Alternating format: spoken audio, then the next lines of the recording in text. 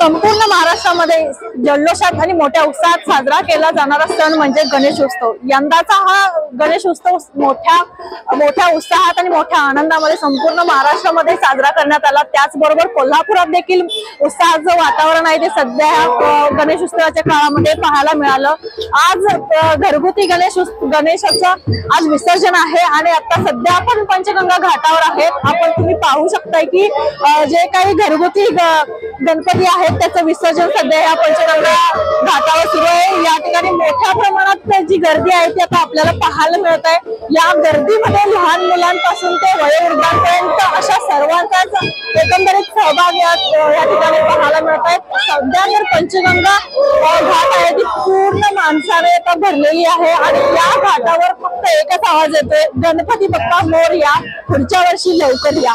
या ठिकाणी तुम्ही पाहू शकताय की खर तर गणेशोत्सवाचा काळ म्हणजे प्रत्येक कोल्हापूरकरांना असू दे किंवा प्रत्येक नागरिकांना मोठ्या आनंदाचा असतो। या दिवशी याच काळामध्ये संपूर्ण वेगवेगळ्या घरामध्ये आकर्षक देखावे साजरे करून आपल्या बाप्पाचं आगमन केलं जातं आणि तो आनंद जो काही आहे तो आजही त्यांच्या चेहऱ्यावर दिसत आहे। त्याचबरोबर आज गणपतीचं विसर्जन असल्यामुळे जो विरह आहे तो देखील दिसत आहे। तुम्ही पाहू शकता की ढोल ताशांच्या गजरात देखील या ठिकाणी गणपतीचं विसर्जन चालू आहे। आपण नागरिकांकडूनच जाणून घेऊया की त्यांच्या काय प्रतिक्रिया आहेत। आज गणपती विसर्जन करताय, तुम्ही फॅमिली सोबत आला आहात, काय सांगताय? गणपती बाप्पा 7 दिवस आपल्या घरी होते, काय गणपती बाप्पाकडे काय मागणं होतं? गणपती बाप्पाकडे एवढंच मागणं आहे की सर्व जनतेला सुखी ठेवावे, समाधानी ठेवावं आणि दरवर्षीच्या असं आनंदात गणपती यावा आणि मोठ्या उत्सवाला आम्हाला असेच आनंद द्यावा अशी अपेक्षा करतो। त्याचबरोबर या ठिकाणी आणखी काही नागरिक आहेत, यामध्ये तरुण देखील आहेत, आपण त्यांनाच विचारूया। दादा, गणपती विसर्जन करताय, काय सांगताय?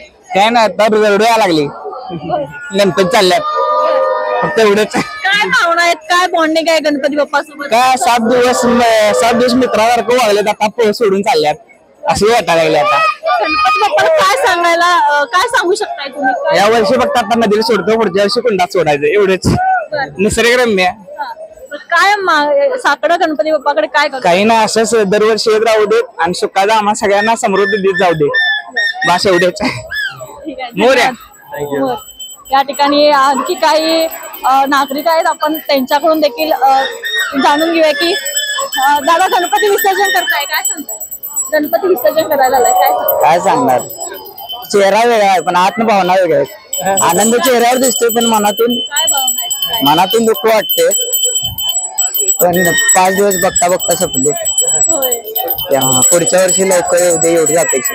काय साकडं घालू शकता गणपती बाप्पा?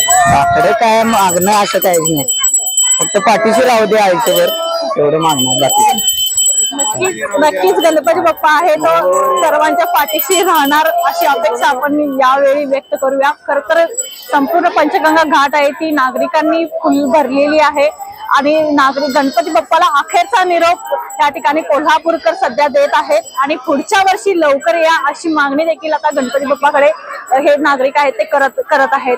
आज संपूर्ण महाराष्ट्रामध्ये आणि कोल्हापूरमध्ये देखील गणपती बाप्पाला घरगुती गणपतीचं विसर्जन चालू आहे आणि याच गणपती बाप्पाला अखेरचा निरोप हे सध्या कोल्हापूरकर आता देताना आपल्याला दिसत आहेत।